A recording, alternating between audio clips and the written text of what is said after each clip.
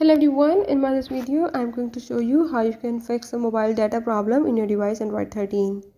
So when this device Android 13 mobile data is not working, you can easily fix it by following this method as I will show you in my this video. You have to watch the video till end, follow the steps and you will learn how you can do it. Don't forget to subscribe my channel and press the bell icon. Let's watch it.